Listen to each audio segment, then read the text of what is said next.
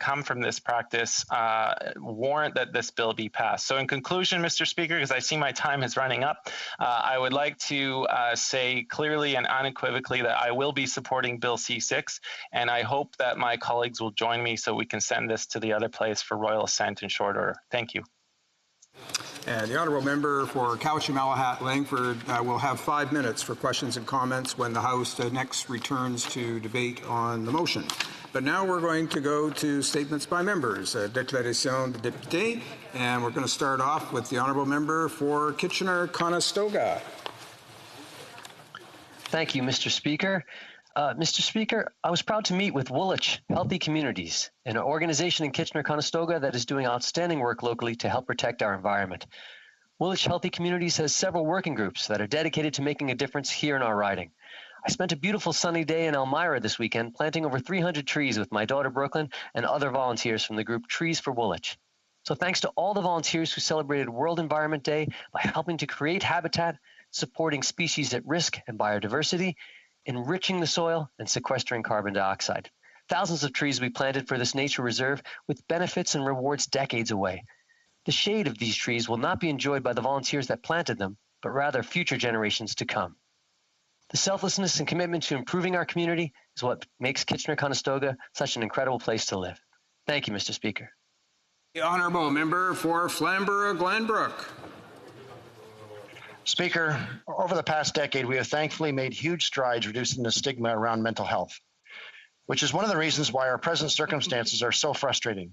These ill-advised lockdowns have been devastating to Canadians' mental health. Even the inconsistent WHO has stated that protracted lockdowns cause more harm than good.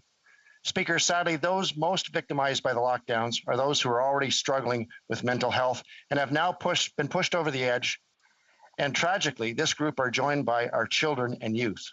The social isolation, inability for a long time to even use equipment in our parks, and the closure of schools have driven heretofore healthy young people to eating disorders, self-harm, ideation of suicide, as well as increased actual suicide attempts.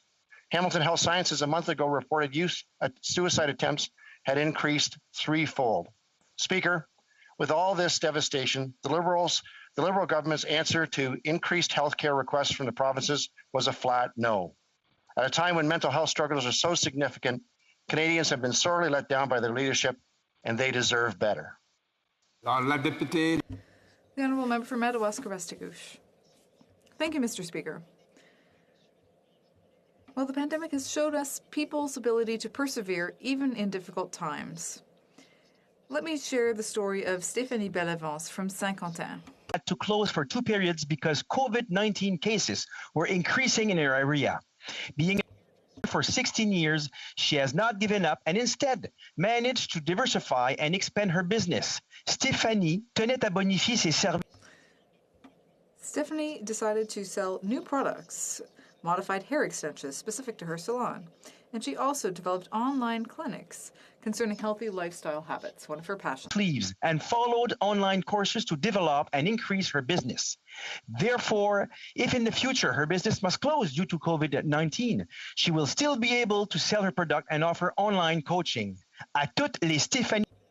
To all the Stéphanie Bellavances of Canada, congratulations for your perseverance and your contribution to our economy. Thank you, Mr. Speaker. The Honourable Member for La Prairie. Mr. Speaker, her niece is Jocelyn Bates, but I always refer to her as Madame. This exceptional woman with a distinctive smile is marking 30 years in municipal politics this year. Mr. Speaker, dedicating your life to politics is never easy, but 30 years at a level of government where you work so closely with your citizens is really amazing. She has the love of a mother for her city. She defends her municipality, takes up arms, stands her ground. She's simply extraordinary. Mr. Speaker, this may be a first in this House, but my Liberal colleague from Brossard and myself have both agreed to dedicate our statements today to this great lady. I'm very happy to join with my colleague in this because this is what politics is about. It's coming together to highlight good deeds no matter what uniform we wear. And I think that way of doing things really represents Mrs. Bates' style as well. Mr. Speaker, I'll let my colleague give her tribute now. And once again, I'd like to salute the exceptional dedication of Jocelyn Bates, Mayor of the City of Sainte-Catherine. Happy 30 years of service. The Honourable Member for Brossard-Saint-Lambert. Mr. Speaker, my colleague, the Honourable Member for La Prairie, has just paid a wonderful tribute to the political career of a woman that we both deeply admire. The longevity of Jocelyn Bates' political career is due in large part to her undeniable talents as a leader. In this spirit, I join my colleague in congratulating Ms. Bates for a political career in which she has always sought to bring her people together around projects that benefit the entire community. I especially want to salute her determination to enhance the waterfront of the city of Sainte-Catherine. The St. Lawrence River and its seaway are crucial development areas, and she never lets us forget it. I was one of her citizens for 7 years. We've been friends for over 20 years. I know Jocelyn Bates is a woman whose multiple roles over the last 30 years have always allowed her to maintain a visionary spirit while keeping her feet firmly on the ground. Bravo, Jocelyn. The Honourable Member for Medicine Hat, Carson Warner. Thank you, Mr. Speaker. I'm proud to recognize both Hut 8 Mining, an industry-leading Bitcoin miner, and the city of Medicine Hat, where the mine is centered. Hut 8 is a great story, from its penny stock beginnings to its all-female leadership team, very unique in the tech industry. And Medicine Hat, who has a long history of entrepreneurial acumen and willingness to pioneer new opportunities. As a Bitcoin miner, reliable electricity is a critical consideration, which is one of the many reasons why Medicine Hat was chosen as a city owns its own electric utility from generation to distribution. This enables Hut 8 to access low-cost electricity involving a clean environmental footprint using natural gas combustion turbine. Hut 8's operations at Medicine Hat provide highly skilled jobs with 80% of their team based locally. As a sustainable leader in Bitcoin mining, Hut 8 contributes excellent value to the local community and economy. It is important that Canada harness the innovation and value behind emerging technology, such as blockchain, and foster a regulatory and commercial environment that promotes companies such as Hut 8 within Canada and abroad. Thank you, Mr. Speaker. The Honourable Member for Gatineau. Mr. Speaker, this week the Canadian Roofing Contractors Association is celebrating National Roofers Week with its 400 members. The purpose of this National Week is to raise awareness across Canada of the importance of roofs to businesses and homes. Roof is one of the most important components of every structure and is also the first line of defense against natural elements. Je profite donc de cette So I want to take this opportunity to recognize one of their members and entrepreneurs from the Outaouais region, Alain Raymond, president and founder of the Raymond Group. Mr. Raymond is an accomplished businessman who was even named Personality of the Year by the Gatineau Chamber of Commerce in 2018. His company now has more than 300 employees across Quebec. And as Parliamentary Secretary for Public Services and Procurement Canada, I'm proud of my involvement with the pan-Canadian construction industry.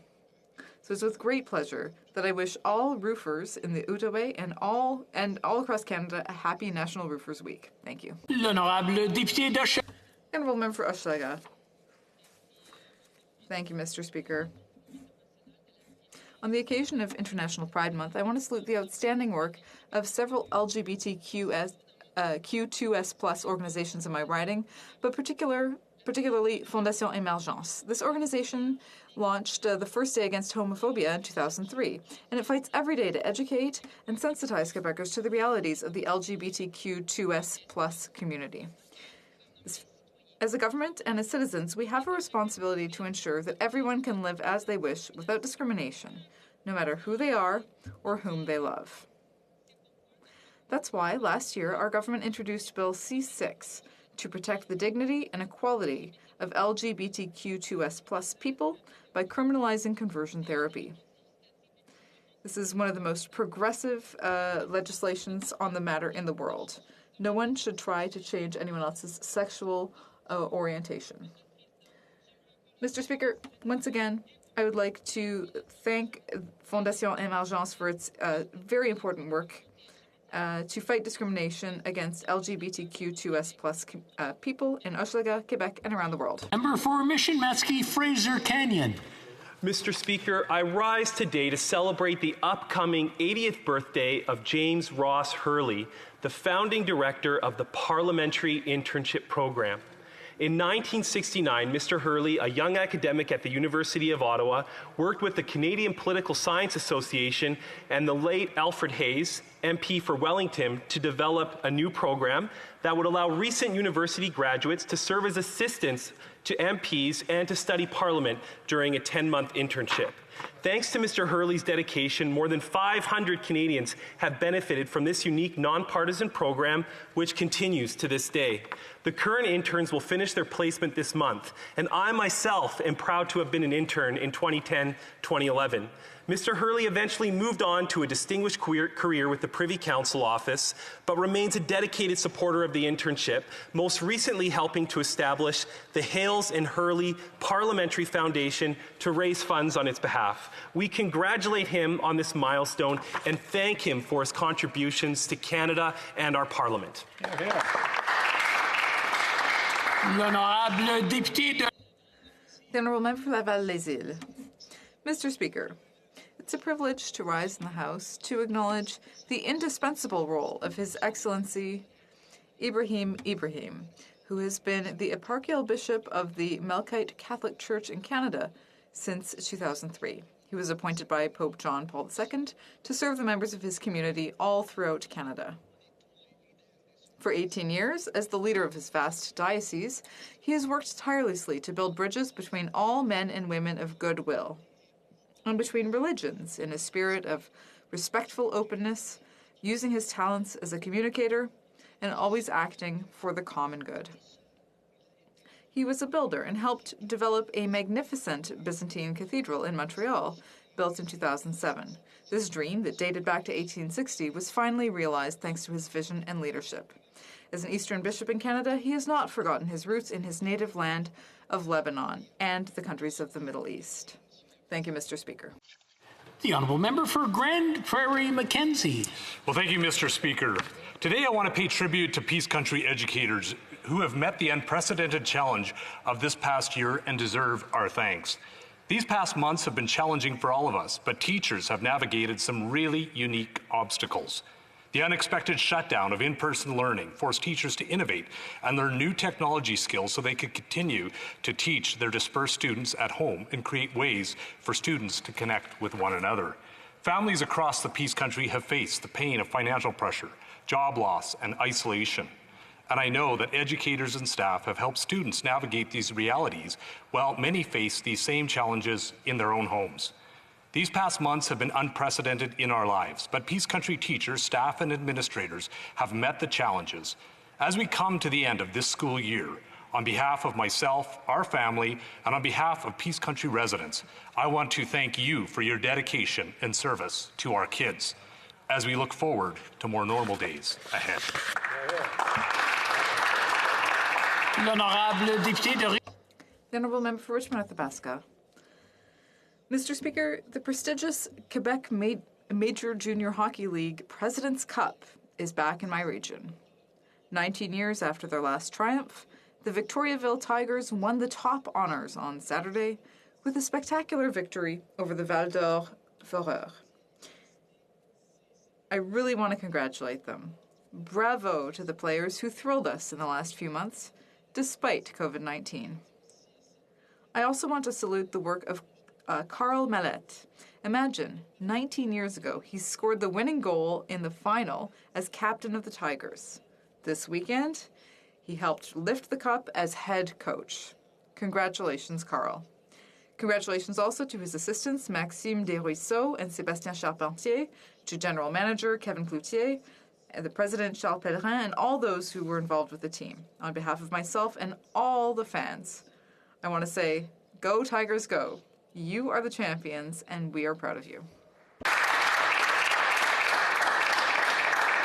The Honourable Member for Cowichan, Malahat, Langford. Mr. Speaker, as we slowly and cautiously emerge from the pandemic, I want to take this opportunity to acknowledge and recognize a remarkable young woman from my riding, Spencer Middle School student Kylie Booth. The last 15 months have been incredibly difficult for our youth. At a time in their lives that is supposed to be about learning and experiencing new things, they've had to completely readjust their time at school. They've been cut off or distanced from their social circles, and many have struggled. but some have stepped up to community service. With help from her mom, Colette, Kylie started learning to use the family sewing machine and took it upon herself to start designing and creating masks for the community, which she gave out for free. In her words, "The community has done a lot for me, and I thought it would be a good time to give back."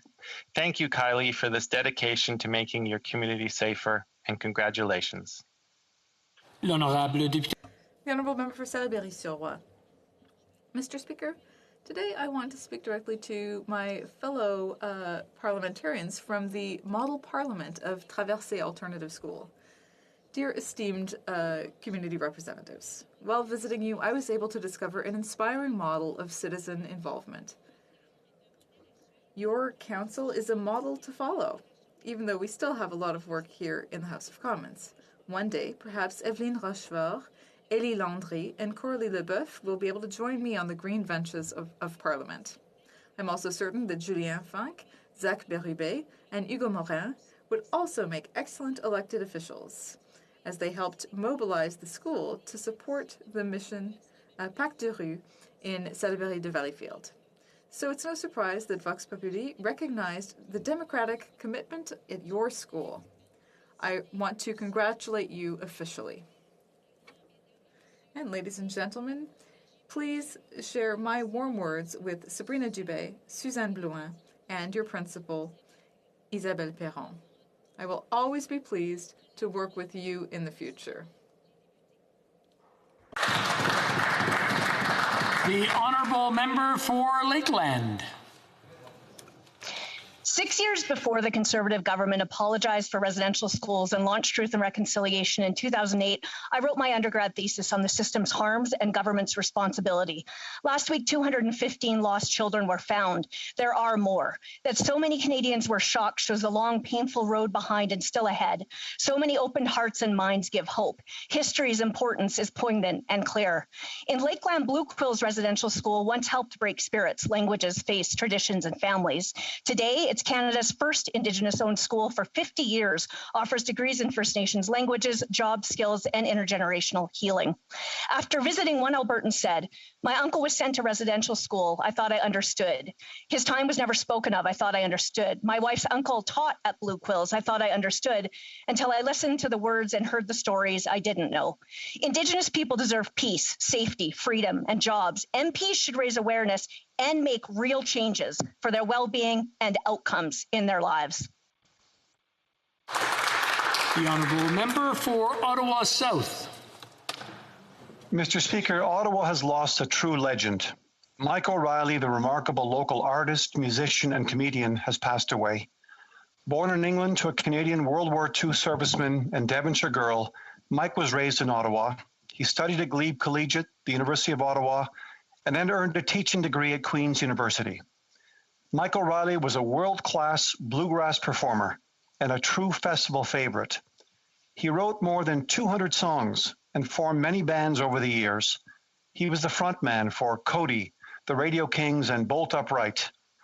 Mike O'Reilly was also half of the comedy duo Delmer and Cecil, known for gems like Meadow Muffin Blues. To his wife, Rosemary, his children, Rylan and Devon, his mother, Mary, and his many, many friends and fans, Mike's legacy will live on in our countless happy memories of this amazingly talented artist. Thank you, Mr. Speaker. Oral questions. Question orale. The Honourable Deputy Leader of the Opposition. Mr. Speaker, the Finance Minister promised 1 million jobs by the end of June. Well, here we are at almost the end of June, and the numbers are painting a very different picture. 300,000 jobs lost in the last 2 months because of the Liberal vaccine failure. While in other countries like the US and the UK, economies are roaring back, here, Canadians continue to live locked down at home without a paycheck and continuing to see their savings emptied. Mr. Speaker, when will the Liberals finally release a detailed plan to reopen our economy and get Canadians back to work? The Honourable Minister. Mr. Speaker, if the Conservatives want to talk about the economy, let's talk about the economy. As of May 2021, over 2.4 million of the 3 million jobs lost at the peak of the pandemic, 8 in 10 have already been recouped. And Mr. Speaker, on April 26th, S&P reaffirmed Canada's AAA rating. And just last week, Moody's also reaffirmed our AAA rating. Our plan is sustainable, responsible, and it's working. The Honourable Deputy Leader of the Opposition. Mr. Speaker, does that member not look around and see businesses shut down across the country? This Liberal third wave has brought our economy to a halt. While Canada bleeds jobs, the U.S. job numbers continue to climb. In the last month alone, the U.S. created 500,000 jobs, almost double what we lost. The fact is, Canadians actually shouldn't take this Liberal government seriously. After all, we can see the Prime Minister and the Finance Minister are more focused on planning their travel itineraries than getting Canadians their freedoms back and getting them back to work. Isn't that the truth? Honourable Minister. Mr. Speaker, I want to thank the member opposite for giving me another opportunity to discuss our government's growth plan and how it is working for Canadians. Mr. Speaker, as I'm sure the member opposite saw last Friday, Statistics Canada released their Q1 GDP number, and it's good news. The economy grew at an annual rate of 5.6% in the first quarter of the year, much better than predicted 3.6% growth for Q1 in the budget. Budget 2021 is a growth budget that will deliver for Canadians. Thank you, Mr. Speaker. The Honourable Deputy Leader of the Opposition. It's very sad to see the Liberals so out of touch with the suffering that Canadians are going through. Canadians are running out of hope and they're running out of money. The Liberals have had months to plan a roadmap to get our economy back on track, but they failed to act. The U.S. has a 42% vaccine rate where their total population has been vaccinated. Ours, 7.6%. Let's be real, the Liberals have failed on all fronts, and it's Canadians who are paying the price. Why can't these Liberals give Canadian families and businesses some certainty and present a clear plan to end the lockdowns so Canadians can get back to work? The Honourable Minister. Mr. Speaker, let me be perfectly clear that our government will always stand up to Canadians, workers, and families. We have supported and helped maintain over 5.3 million Canadian jobs through the wage subsidy, and our government intends on extending that vital program through next summer. And Mr. Speaker, in Budget 2021, we announced we would introduce the Canada Recovery Hiring Program to support eligible employers by providing subsidies to offset a portion of the costs during the reopening and hiring of more staff. We know there is still much more work to do, and our government will continue to support Canadian workers and families. The Honourable Member for Louis Saint Laurent. Mr. Speaker, one way to have an economic recovery is to get Canadians back to work, but that's not happening. According to the statistics, 68,000 jobs were lost last month. That's 3 times worse than what was forecast. Mr. Speaker, what is the government's plan to get Canadians back to work? The Honourable Minister. Mr. Speaker, I'd like to thank the member opposite for giving me another opportunity to discuss our government's growth plan and how it will work for Canadians. As the member has obviously seen, StatsCan published on Friday GDP figures for the first quarter, and it's good news. The economy has grown at an annual rate of 5.6% in the first quarter of the year, which is much higher than the 3.6% forecast in the budget for the first quarter. Budget 2021 is a growth budget which will benefit all Canadians. The Honourable Member for Louis Saint Laurent. Mr. Speaker, we're talking about jobs, getting people back to jobs. Canadians want to earn a paycheck, and that's not what's happening, Mr. Speaker. In the U.S., 500,000 new jobs were created. 68,000 jobs were lost in Canada over the same period. Its employment levels are 3% below pre-pandemic levels. But Canadians who should be at work are still at home. What is the government's plan to get Canadians back to work? The Honourable Minister. Mr. Speaker, allow me to be perfectly clear. our government will always stand up for Canadian workers. We've taken steps to protect 5.3 million jobs through the emergency wage subsidy. And what's more, Mr. Speaker, in Budget 2021, we announced the introduction of the hiring program to encourage employers by providing subsidies to cover some of the reopening and rehiring costs. We know that there's still a lot to be done, and that is why our government will continue to support workers and Canadian families. The Honourable Member for La Prairie. Mr. Speaker, Quebec wants to apply Bill 101 to federally regulated businesses in order to protect French as a language of work. But the minister keeps telling us she wants to extend the scope of the Official Languages Act instead. Except the Official Languages Act doesn't protect French, it protects bilingualism. But get this, Mr. Speaker, Quebec is not bilingual. Quebec is French, and French is in decline. And they know this. What's the minister going to do? Use Bill 101 to protect French, or use the Official Languages Act to promote bilingualism instead? The Honourable Minister. Thank you, Mr. Speaker. I agree with my colleague that French is in decline in Quebec and all across the country, and obviously we want to do more to protect our beautiful French language. We, too, wish to recognize that Quebecers and Francophones living in heavily French areas elsewhere in Canada have the right to work in French. They need to be served in French. They shouldn't be discriminated against. And the interpreter points out that there's interference on the line. So we will move ahead with modernizing the Official Languages Act. I'd like to remind members joining us in hybrid fashion or virtually to turn their mics off because this is causing problems. We want to make sure we understand both the questions and the answers. The Honourable Member for La Prairie. Quebecers don't want just the right to work in French. They want French to be the language of work. There's a distinction to be made there. Quebec is not bilingual, it's French. The federal government is bilingual, and at the federal level, Francophone public servants say they're uncomfortable working in their own language. According to the Commissioner of Official Languages, it's not an inclusive culture, and French often becomes a language of translation. In fact, the federal government takes first place every year for complaints about non-compliance with the Official Languages Act. Who would want to extend that model to Quebec rather than apply the Charter of the French language to federally regulated workplaces? The Honourable Minister. Thank you, Mr. Speaker. Obviously, we want to do more to protect French and institutional bilingualism in government. And that's why in our reforms, we want to give the Commissioner greater powers. We want there to be a central body that ensures that official languages are respected. And ultimately, we want to extend the Official Languages Act to private companies under federal jurisdiction.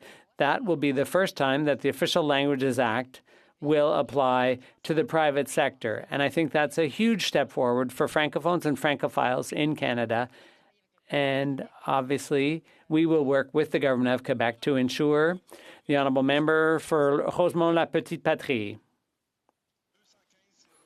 215 is the number of voices forced to remain silent forever. 215 now stands for the innocents wiped out by cruelty and racism. 215 is unfortunately only the beginning.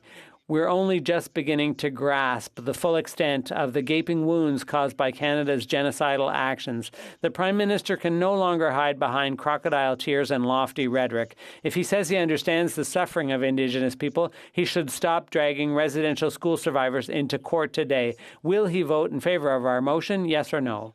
The Honourable Minister.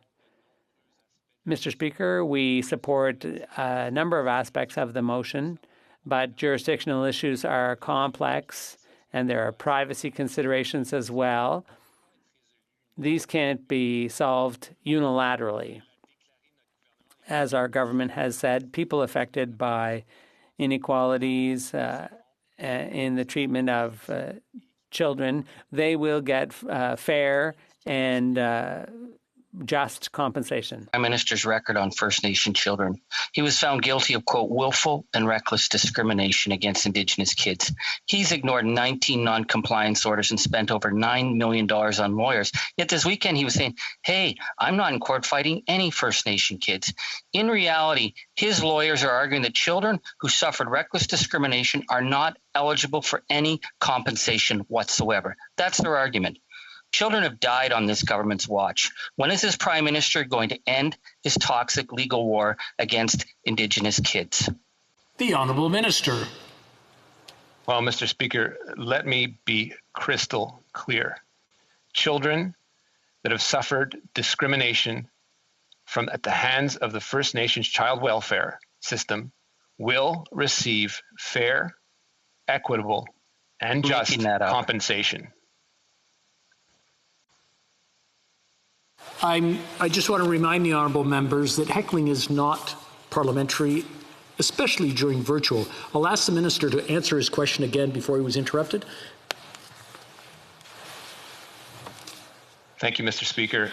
As the Prime Minister has said time and time again, as this government has said time and time again, we want to be crystal clear. Every First Nation child that has suffered discrimination at the hands of the failed child welfare system will receive just, fair, and equitable compensation. Honourable Member for Abbotsford. Over the weekend, we learned the Finance Minister surrendered Canada's ability to set its own tax rates. We strongly support efforts to make multinationals pay their fair share. But that should never mean giving up sovereignty over our own tax system. The global minimum tax might be great policy for large economies, but I'm going to interrupt the honourable member. We're having some troubles. J'aimerais rappeler à tout le monde. I'd like to remind everyone to turn their mics off, to put them on mute. Is on mute. The honourable member for Abbotsford, if you can take it from the top. Thank you. Over the weekend, we learned the Finance Minister surrendered Canada's ability to set its own tax rates. We strongly support efforts to make multinationals pay their fair share, but that should never mean giving up sovereignty over our own tax system. The global minimum tax might be great policy for large economies, but it's bad for an economy like ours that is struggling to compete with countries like the US. Doesn't the minister realize that our global minimum tax has worsened our ability to compete on the world stage? Honourable Minister. Mr. Speaker, we are focused on protecting Canadian businesses and Canadian workers who lose out to multinational businesses that don't pay tax. If the Conservatives believe that big multinational companies should continue to be exempt from tax, they should say so and be honest with Canadians. In 2019, we campaigned on taxing large digital companies, and that is precisely what we will deliver on, as we detailed it in the budget.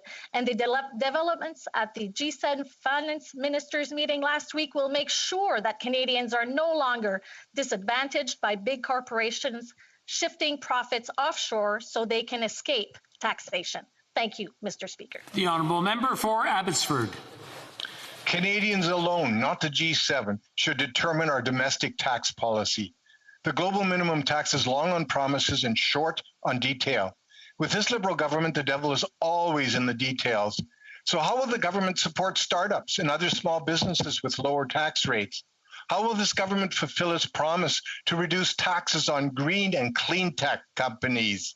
To the minister, will this government seek Parliament's approval before imposing a global minimum tax on Canadians? Honourable Minister. Mr. Speaker, our government has and will always stand up for Canadian businesses and workers from all sectors. And let's be clear what this agreement means for Canadians. It will make sure that Canadians are no longer disadvantaged by big corporations shifting profits offshore so they can escape taxation. We are focused on protecting Canadian businesses and Canadian workers who lose out to multinational businesses that don't pay tax. And again, Mr. Speaker, if the Conservatives believe that big multinational companies should continue to be exempt from tax, they should say so and be honest with Canadians. Thank you, Mr. The Honourable Member for Mégantic-L'Érable. Mr. Speaker, the Minister's answers show that she knows nothing about the situation because the government of Canada has lost all credibility internationally. The Prime Minister has apparently agreed to let other G7 countries set Canada's tax policy. Not only has Canada already bowed down to China, it's now bowing down to the rest of the world. Why is this Prime Minister making deals that will put Canada at a disadvantage to other world powers? The Honourable Minister. Mr. Speaker, we are focused on protecting Canadian businesses and workers who are at a disadvantage relative to multinationals that don't pay any taxes. And if the Conservatives feel that this is the wrong approach, they should be honest and say so to Canadians. We are taking action to tax these web giants. And at the G7 Ministers of Finance meeting, what we did will ensure that Canadians are no longer disadvantaged in this way by multinationals who transfer their profits abroad before they're taxed. The Honourable Member for Mégantic-L'Érable.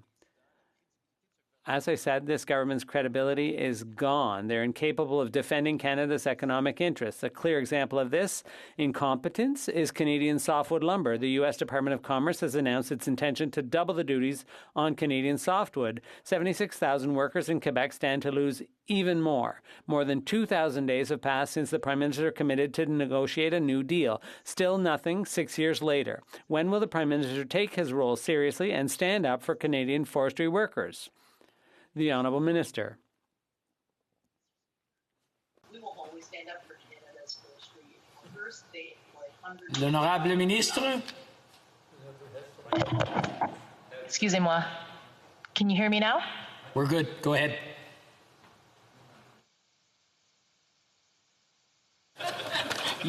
You're back on mute again. I'm not sure what happened. Okay. Very Trying good. it again. We'll take it from the top. Okay, thank you very much. I want to assure the honourable member and Canadians in the forestry sector that we will always stand up for them and the hundreds of thousands of workers that they employ across communities in the country. Let me begin by saying that we unequivocally the duties against Canadian softwood lumber by the U.S. are unjustified and they hurt workers on both sides of the border. I've raised this issue at every opportunity with the President, with the USTR, as well as with the Commerce Secretary. Our government will continue to work on this issue. We will vigorously defend our softwood lumber industry and our workers. Thank you, Mr. Speaker. The Honourable Member for Kelowna Lake Country. Mr. Speaker, the U.S. Commerce Department announced it intends to double Canadian softwood lumber duties. This will be devastating to our forestry sector and further increase costs for Canadians due to our integrated market. The last negotiated agreement by Conservatives expired in 2015. The Prime Minister promised then to have a new softwood agreement within 100 days of taking office. It has been over 2,000 days and 3 U.S. presidents. When will the government get serious on this issue, or is this another Liberal broken promise? The Honourable Minister. Mr. Speaker, let me begin and state again unequivocally that the duties imposed by the U.S. on Canadian softwood lumber are unwarranted and unfair. We will always vigorously defend our softwood lumber industry and workers. We will do this through litigation, whether it is Chapter 19 in NAFTA or Chapter 10 of CUSMA, as well as at the WTO. I raised this issue at every opportunity. We will continue to work with the United States on this. And we've consistently said and reiterated that it is in the best interest of both countries to reach a negotiated settlement. Thank you, Mr. Speaker. The Honourable Member for Kelowna Lake Country. Mr. Speaker, I'd say the Liberals are all talk and no action, but there's not even talk. On Friday, I questioned the Trade Minister where she was unable to say she had taken any action whatsoever to raise this issue with her U.S. counterparts. She cannot point to a single meeting or call that had taken place since the May 21st tariff increase announcement, despite claiming it was her top priority. When will the minister stand up for Canadians and start doing her job? Honourable Minister. Mr. Speaker, to the honourable member, This is a top priority for this government. I have raised this issue with the President, with the USTR, as well as with the Commerce Secretary. We have been working with Canadian industry, with Canadian labor, with the Canadian communities to which this issue impacts. I can assure you, Mr. Speaker, that I continue to vigorously defend the Canadian softwood lumber industry and the forestry sector, and we will continue to do this important work. The Honourable Member for Repentigny. On April 22nd, Mr. Speaker, Ottawa announced new greenhouse gas reduction targets of between 40 and 45% by 2030. On the same day, the Bloc asked the government if it would include this target in Bill C-12, its own legislation. The Minister of Heritage promised they would. He said, yes, we will include Canada's 2030 climate change target in Bill C-12. But not only did his government not do that, and not only did he not tell the truth, they're also preventing the Bloc Québécois from including it for them. Why is that? The Honourable Minister. Thank you, Mr. Speaker. The best available science tells us that we must achieve net zero emissions by 2050, and we're committed to meeting this target. With this legislation, we're enshrining into law the commitment. We will be strengthening the law to include a review in 2025 for our 2030 target, an interim emissions reduction for 2026, and enshrining the principle of progression to future targets. This legislation is a win for Canadians who expect their parliamentarians to have a real plan to fight climate change and build our economy. And we look forward to the Bloc supporting this legislation. The Honourable Member for Repentigny. If the minister's so confident about his plan, why not put the targets in law? The government categorically refuses to commit to its own climate change commitments. That means that even today, its targets are as binding as a New Year's resolution. And so far, the federal government has never kept its resolutions.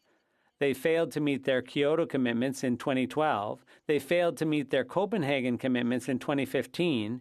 They failed to meet the Paris interim targets in 2020. How can we trust their word if they refuse to enshrine their targets in law?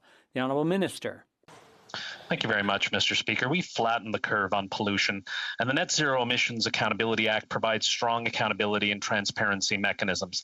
The bill includes measures similar to the Bloc's Bill C-215, and several amendments already adopted by the committee address many of the Bloc's concerns. We await the outcome of the committee's work with great interest as we continue to move this important bill for Canadians and for future generations. The Honourable Member for Repentigny. Mr. Speaker, in our current study, there are no targets currently in the legislation. The Heritage Minister made this promise in the House on April 22nd. He said, yes, we will put Canada's 2030 climate change target in Bill C-12. So he made a promise in the House on behalf of the government that is in direct contradiction to what the government is doing now by refusing to put that target into Bill C-12. He's made a promise to the people we represent that his government is now breaking. Will the Minister of Heritage apologize to the House and the people of Quebec? The Honourable Minister. Thank you very much, Mr. Speaker. The Canadian Net Zero Emissions Accountability Act has robust accountability and transparency. Just to name a few aspects, it has a legally binding process for the federal government to set climate targets and bring forward plans to meet those targets. Rigorous ongoing process reports, yearly reports by the independent advisory body, and ongoing audits by the Office of the Auditor General. As we have previously stated, we're open to amendments, and we're pleased to see members from the Bloc and NDP help move C-12 to committee. Thank you very much, Madam Speaker, Mr. Speaker. The Honourable Member for Haliburton, Kawartha Lakes Brook. Thank you, Speaker. When the Minister for Crown Indigenous Relations was asked why it took 2 years to release $27 million in previously announced funding to uncover what are believed to be thousands of Indigenous children buried in unmarked graves at residential schools across the country, the Minister said the communities weren't ready. Truth and Reconciliation Chair Murray Sinclair pointed out that even with limited research, they found several burial sites, yet nothing has been done by the government to follow that up. Speaker, why hasn't the money been made available until now? Minister. In memory of the children who went missing and in support of their grieving families and communities, we've provided $33.8 million in budget 2019 for the calls to action 72 to 76. The calls 72, 73 were through the National Center and Truth and Reconciliation to develop the registries on deaths and burials and cemeteries, and implementing calls to action 74 to 76. We are engaging with the communities on how to best support them in finding their lost children and how to access the $27 million. The honourable member for Haliburton, Kawartha Lakes Brook. Speaker, in committee, we heard from Ms. Wesley Esquimo of the National Center for Truth and Reconciliation, who called out the minister's comments that Indigenous peoples were not ready for that money. She stated that the minister's comments were simply untrue and that they've been working for many years and that the government has been told time and time again that the need for action is urgent. Speaker, in echoing TRC Commissioner Marie Wilson's comments last week, can the minister explain why it took the discovery of 215 children to elicit urgent action from the government? Honourable Minister. I thank the member for the question and the opportunity to explain the process since really that $10 million that went to the National Center on Truth and Reconciliation in 2016. We then had to move towards it with the NCTR, figure out what would be the appropriate amount for the 2019 budget. And then it was made clear to us that we had to engage with communities as to what would be the program design. And that meant that they wanted Indigenous-led, community-based, culturally sensitive as well as survivor-centric, and they wanted flexibility in the program. And that's exactly what we're being able to deliver now, and they will have access to it. The honourable member for Haliburton, Kawartha Lakes Brook. Speaker, within hours of the Truth and Reconciliation's report being released in December of 2015, the Prime Minister pledged to implement the calls to action. 6 years later, the government's own website, not updated since September of 2019, acknowledges a failure to get this done. Only a dozen of the 90-plus calls to action have been completed. When asked when they would be fulfilled, the minister would not offer a specific timeline. So will the minister promise right here to deliver a comprehensive plan to address the calls to action 71 through 76 by July 1st? The Honourable Minister. Well, firstly, I want to remind the member that over 80% of the 76 calls to action under the sole or shared responsibility of the federal government are completed or well underway. The recent passage of C5 is an example, C8, C15, we hope, and this will result in sustained and consistent action to advance Canada's shared journey of healing and reconciliation. The honourable member for Nunavut. Mr. Speaker, the Prime Minister, the head of Canada, likes to use buzzwords like reconciliation to look good on the world stage without actually fulfilling basic human rights on Canadian soil. The Government of Canada destroyed records on residential schools, erasing vital information. The Catholic Church holds remaining records on these institutions. If Indigenous lives are so important as the Prime Minister likes to portray, why wouldn't he do everything in his power instead of taking knees and making apologies? Why won't this government force the Church to provide information that is rightfully ours? The Honourable Minister. I totally agree with the member that except for the destruction of documents by the Canadian government, which were all handed over to the National Center on Truth and Reconciliation, the residential school survivors and those dealing with it need to hear the Pope apologize and explicitly for a Catholic Church's role in this tragedy to unlock the healing and support closure. The Prime Minister formally requested an apology when he met with Pope Francis at the Vatican, and our government continues to call on the Pope to apologize and to release all relevant documents. The Pope's statement on Sunday doesn't go far enough. The honourable member for Winnipeg Centre. Mr. Speaker, it took 2 years after the national inquiry into missing and murdered Indigenous women and girls for this government to release a national action plan without an implementation schedule. What Professor Pam Palmater has deemed, in quotes, code for we didn't come up with a plan. And Chief Judy Wilson of the Union of BC Indian Chiefs has called it another, in quotes, flowery reconciliation speeches that fall short in action, referring to it as a government delay tactic. Mr. Speaker, what date will the government release an implementation plan and finally act to end genocide against Indigenous women, girls, and Two-Spirit? The Honourable Minister. I thank the member for her ongoing advocacy, and our hearts are always with the survivors and the families of missing and murdered Indigenous women and girls and Two-Spirited LGBTQIA+ people. On June 3rd, we were, with all of the contributing partners across Canada, came together to release the National Action Plan and the federal pathway to finally end the ongoing tragedy. This is supported by Budget 2021, $2.2 billion over 5 years to implement the concrete measures that will truly keep Indigenous women and girls and Two-Spirited LGBTQIA+ people safe.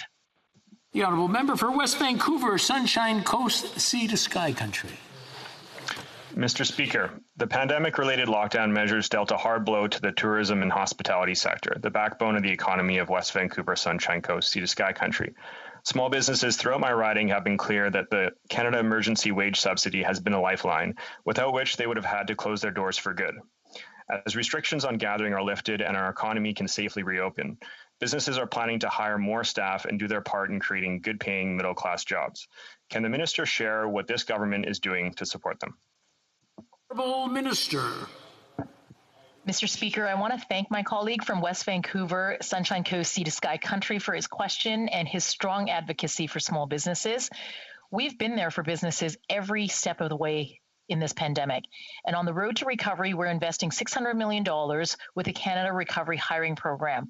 This will help businesses hire new workers, hire back workers, or increase the hours and wages of existing workers and support a quicker recovery. We're going to continue to be there for Canadian businesses and workers. Thank you, Mr. Speaker. The Honourable Member for Wellington, Halton Hills. Mr. Speaker, I ask this question yet again.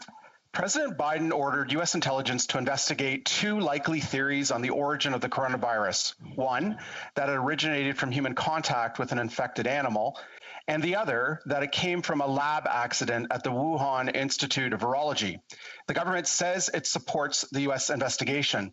Given that government scientists at the Winnipeg lab worked closely with the Wuhan lab, will U.S. investigators have access to these government scientists and their relevant documents, including lab notes? The Honourable Minister. Mr. Speaker, I thank my colleague for the question. And as he rightly pointed out, we support President Biden's call to fully investigate the origin of the COVID virus using the best science and information available. And we in Canada will help in any way we can. Member for Wellington, Halton Hills. Well, Mr. Speaker, perhaps the government can start helping by answering questions that we have been asking about the national security breaches at the Winnipeg lab. Clearly, there were breaches, and we need answers. When will it start answering the questions we are asking, such as why were the two government scientists fired from the Winnipeg lab? Where are these two government scientists? How did a Chinese military scientist get access to this top-level lab in Winnipeg? And were there any unauthorized transfers of materials from Winnipeg to Wuhan? The Honourable Minister. Thank you very much, Mr. Speaker. And I have written to the chair of the NSI COP committee to refer this issue to the appropriate place to study these questions. As well, the agency has provided the committee the unredacted documents through the clerk, the House clerk. Thank you. The Honourable Member for Charlebourg-Saint-Charles. Mr. Speaker, Canada had an agreement with China that allowed Dr. Q to share information and virus samples with the Wuhan Virology Institute, but 2 months after Dr. Q coordinated sending several viruses to China, including Ebola, she was escorted out of the lab and the RCMP began an investigation. It's clear that the termination of the doctor was for a reason that was much more serious than sending a virus. In compliance with established protocol, Canadians want to know, why did the Prime Minister hide the truth? The Honourable Minister. Mr. Speaker, on the contrary, as that member opposite probably just heard, I have written to the chair of the NSI COP committee, which is the appropriate level of security to review items of national security. I've referred this issue to the chair. As well, the agency has provided the unredacted documents to the House clerk to work with that committee. Thank you. The honourable member for Charlebourg-Saint-Charles. Mr. Speaker, I understand the minister is trying to move over to the committee, NSI COP, but it's not a committee of parliament. Now, China stole Canadian intellectual property through CanSino in vaccine development, and now it's attacking our top secret labs. When the recipients in Beijing got the virus shipped by Dr. Q on April 1st, 2019, they sent a message in particular to Dr. Q saying, we look forward to future cooperation. If this cooperation already existed, why would they talk about it? The Honourable Minister. Mr. Speaker, researchers across the country have been working together and indeed with other international researchers to understand COVID-19, to develop vaccines, to create testing and screening equipment and understand the virus as it evolves. As the member knows, in this particular situation, these researchers are no longer with the lab. And in fact, the director of the lab has been very clear that there's no connection with their departure in COVID-19. I think it's irresponsible of the member to try and draw that link. I have referred this item to the appropriate committee with the appropriate level of security to review the documents. The honourable member for Drummond. 30 years, Mr. Speaker, 30 years since the last update on the Broadcasting Act. Before social networks, the web giants, 1991, it was like a horror film. The internet was very slow, and pagers were more popular than cell phones. It's been 30 years, and conservatives were still calling themselves progressives. Does the Minister of Heritage believe that we have the luxury of waiting months to pass C-10 to finally modernize the Broadcasting Act? The Honourable Minister. Thank you, Mr. Speaker, and I want to thank my honourable colleague for his question. And the answer to his question is quite simple. No, we have no more time to waste with the passage of C-10. Every month that passes deprives our artists, musicians, technicians of $70 million for every month that we waste. We must pass C-10 as quickly as possible. Thank you, Mr. Speaker. The honourable member for Drummond. Mr. Speaker, the member for Lethbridge told an Alberta newspaper that artists in Quebec supported the Bill C-10 because they are stuck in the past and reliant on government grants because they are not able to make a living off what they are producing, like their films don't interest Canadians, Mr. Speaker. Timid excuses on Twitter, but it's not enough. Will the minister join his voice to ours in condemning these ignorant comments that demonstrate a complete lack of knowledge about Quebec culture and despicable contempt for Quebec creators, and ask the Leader of the Official Opposition to apologize for what his member has said? The Honourable Minister. Thank you, Mr. Speaker, and I quite agree with my honourable colleague. The comments made by the member for Lethbridge are unacceptable. She must apologize in the House, and the Leader of the Official Opposition must also apologize in the House. I'd be curious to know whether, based on her criteria, if she understands that there are artists that are beating records every day and doing great productions. It's unacceptable.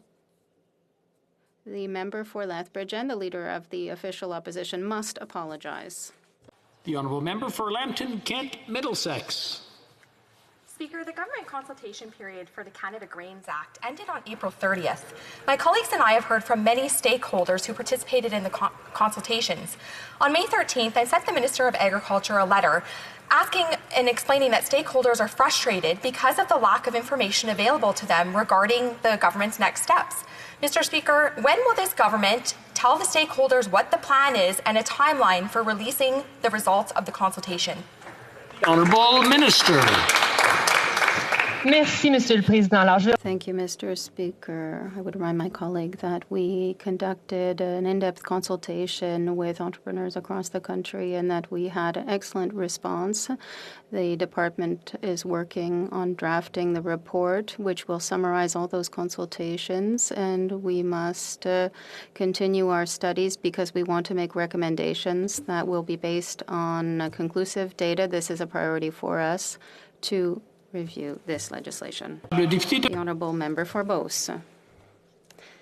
Mr. Speaker, for a month now, I sent a letter signed by 14 companies in my region to the Minister of Immigration condemning the endless delays and red tape dealing with foreign workers. We're talking about landscapers, welders, mechanics, machinists, and they don't know where to turn to move things forward.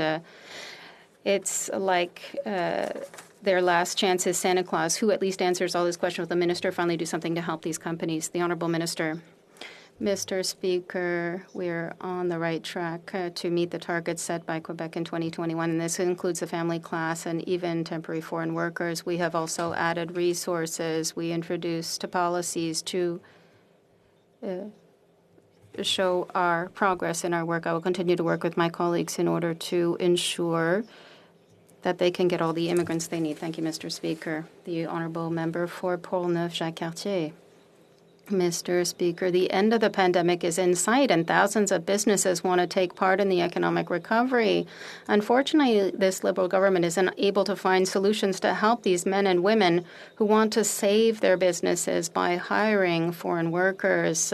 Beyond statistics and the lengthy wait times, can this government do what is needed to grant access rapidly to laborers and support our brave Canadian entrepreneurs? The Honourable Minister.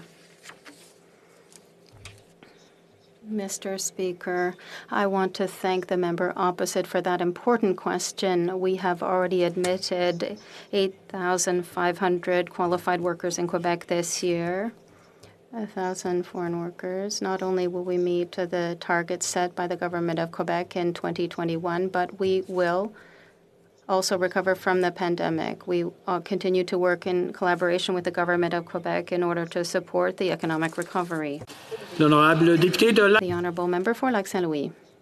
Mr. Speaker, be it whether a hike in nature or a walk in a park, our green spaces improve our well-being, our mental health, and allow us to escape our daily lives. Our forests also give us many environmental benefits, such as improving biodiversity and carbon capture. Can the Minister of Natural Resources inform the House of the progress accomplished by our government in achieving our ambitious commitment to plant 2 billion trees over the next 10 years? The Honourable Minister. Monsieur le Président.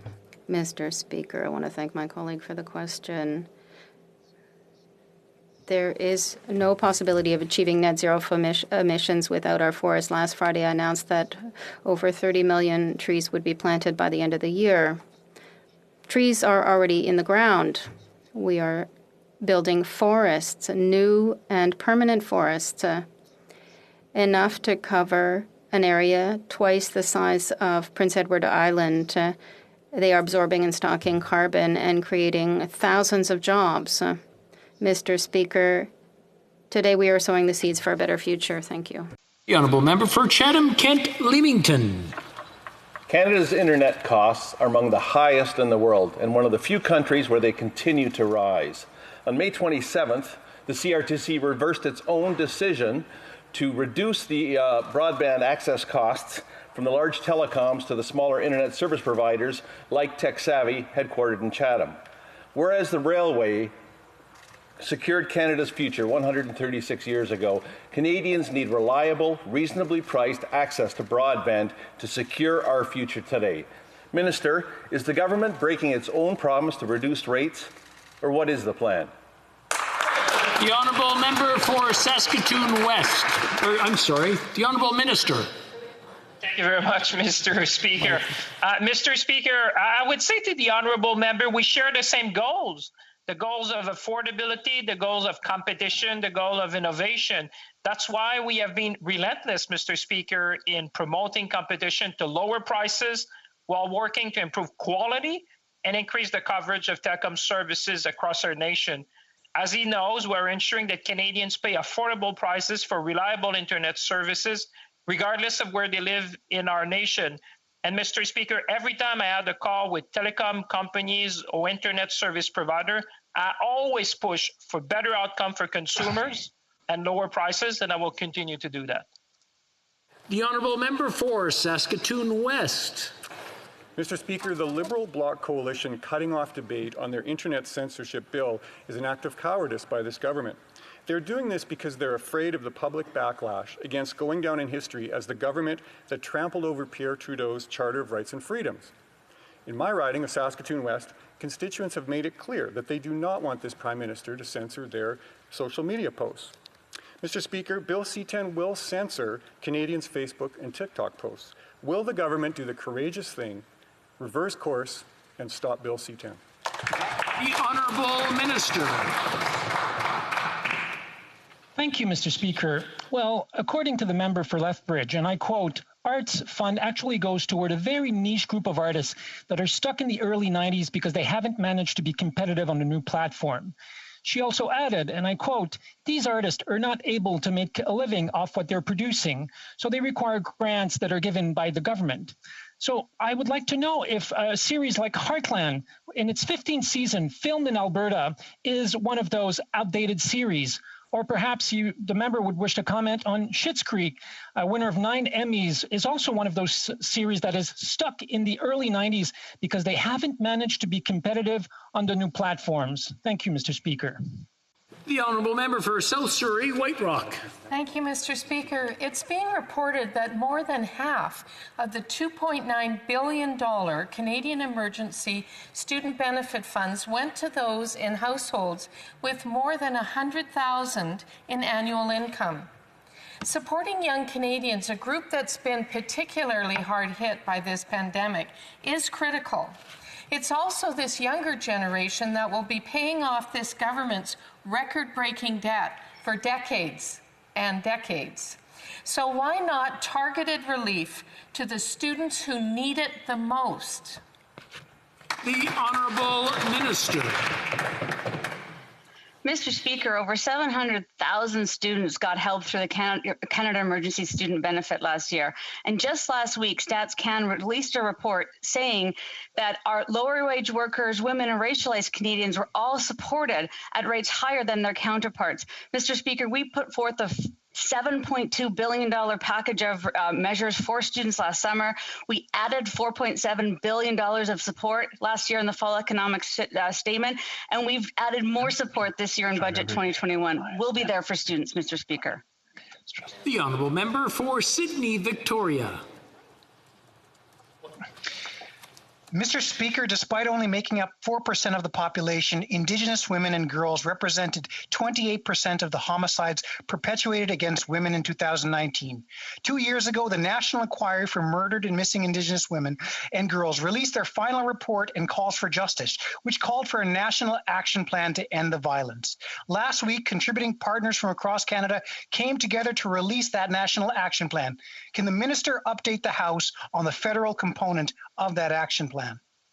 Honourable Minister. I thank the member for his exemplary leadership, and we honour the strength and resilience of the families and survivors for their decades of advocacy for justice, healing, and prevention.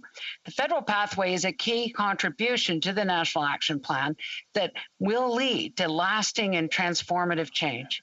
It outlines the concrete actions to end systemic racism, sexism, ableism, and economic inequality, root causes of violence against Indigenous women and girls, and to us LGBTQIA+ people who deserve to feel safe wherever they live. The Honourable Member for Esquimalt, Saanich Sooke.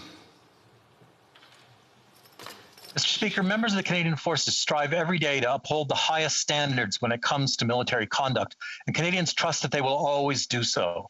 But we've seen repeated failures of senior leaders to uphold those same standards, whether we're talking about sexual misconduct, the torture of detainees transferred into local custody in Afghanistan, or now the failure to report possible war crimes by Iraqi troops Canadians were supposed to be training. Will the Minister of Defense break this pattern of looking the other way when it comes to human rights violations? And will he now order an independent inquiry into the failure to report possible war crimes in both Iraq and Afghanistan? The Honourable Minister. Mr. Speaker, we're absolutely committed to making sure that we respect human rights and international law in all our operations. Training is always done for our members, and any unit that our members train go through some rigorous training. Every situation like this is rigorously looked at, and the current allegations are currently being looked at by the military police. Thank you. The Honourable Member for Fredericton. Thank you, Mr. Speaker. The current generation of youth grew up being acutely aware of the urgency to fight the climate crisis and the multitude of challenges facing our planet, from deforestation to environmental racism, including the pollution generated by plastic waste. Youth around the world have united. Through their protests, they are educating us. But most importantly, they're demanding actions and they expect accountability.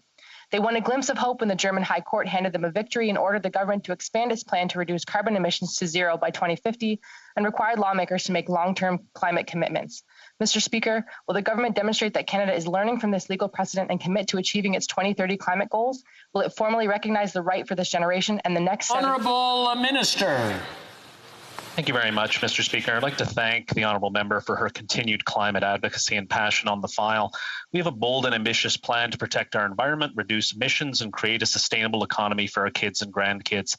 In fact, the former leader of the BC Green Party and leading climate change scientist Andrew Weaver called our pollution pricing plan the gold standard, and described our plan as an innovative and inspiring climate plan. And Mr. Speaker, we agree. Thank you so much. The Honourable Member for Vancouver Grenville. In 2020, the UN Secretary General noted that the, quote, approach to and handling of mass graves has too rarely been respectful or lawful. Canada has no legal framework to address the Kamloops site nor any other sites that will come to light. The legal framework has led to the deaths of these children. That legal framework, the Indian Act, remains in place. Will the Prime Minister do what is needed and establish a legal framework for mass and unmarked graves, meeting human rights norms, including ensuring all records are kept and released, sites protected, criminal investigations conducted, and that the families can heal and are appropriately compensated? The Honourable Minister.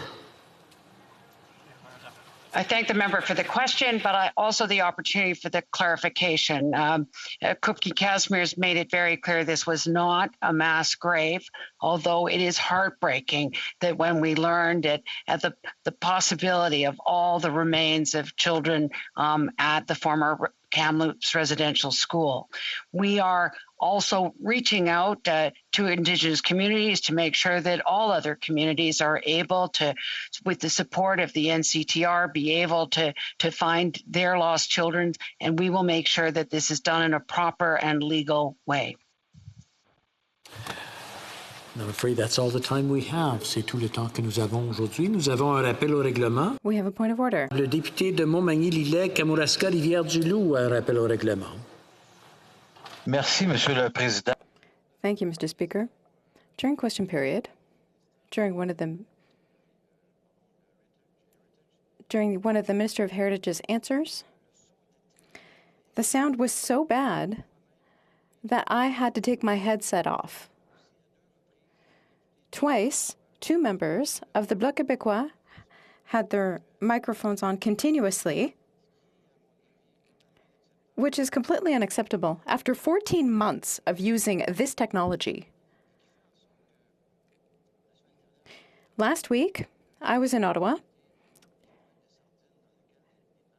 and I saw that the sardine boxes that our translators are working and the conditions that we're forcing them to work in with this technology, which not only hurts their ears, but, Mr. Speaker, I invite you to take the measures that are needed to ensure that the use of technology to speak in the House of Commons is used appropriately, and that the sound when we speak is listenable. It's very disruptive, Mr. Speaker. I would like to thank the honourable member. In fact, it was quite disruptive. That is the responsibility of every member. They have to ensure that their microphone is not on when they do not have the floor. Thank you to the honourable member for having brought this to our attention. Once again, I would remind every MP that it is important not to speak when one's microphone is on and it is not their turn. When it comes to quality, we did have some problems. I was ready to interrupt the minister, but the sound did get fixed. As parliamentarians, when we know that there might be a problem, it's worthwhile to verify that the microphone is working correctly. Point of order, coming from the honourable member for Wellington, Halton Hills. Yes, Mr. Speaker, a very short point of order. As you know, Mr. Speaker, the House ordered the production of unredacted documents from the Public Health Agency of Canada by the end of day last Friday. The Minister of Health during question period twice indicated that the Public Health Agency of Canada has delivered the unredacted documents to the House clerk. Can you confirm that that is the case, Mr. Speaker? I can confirm, and I will be tabling the documents or the letter when we return or when we're under the rubric of tabling documents this afternoon. L'honorable ministre du patrimoine. The Honourable Minister of Heritage with a point of order. Merci, Monsieur le Président. Thank you, Mr. Speaker. I just wanted to emphasize that the department's name is Department of Heritage, and I spent quite some time with some technicians to try to resolve the problem. New equipment is going to be sent to me. It's a technical problem that we were unable to resolve. Thank you, Mr. Speaker. Merci, le ministre. I would like to thank the minister, and I will remind again all members that we have an excellent team. Our IT team is excellent. They certainly deserve your applause. And I encourage everyone, even if they have a minor question, to call because they are there to help us. Comme il est 3h15. As it is 3:15, pursuant to order made on Monday, January 25th, 2021, the House will now proceed to the taking of the deferred recorded division on the motion of Mr. Singh relating to the business of supply. Call in the members.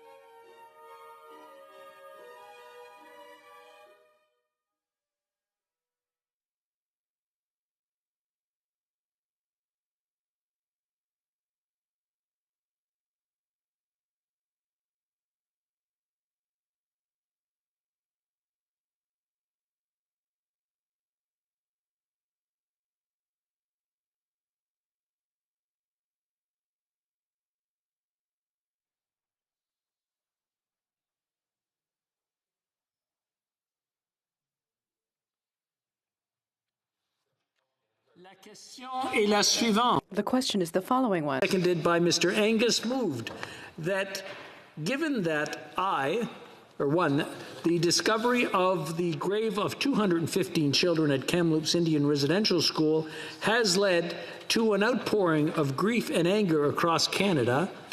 2, la grande majorité. The vast majority of the Truth and Reconciliation Commission's calls to action remain uncompleted, despite the clear path to justice and reconciliation that the Commission provides. 3, survivors, families, and nations are demanding concrete action to advance real reconciliation as opposed to just more words and symbolic gestures.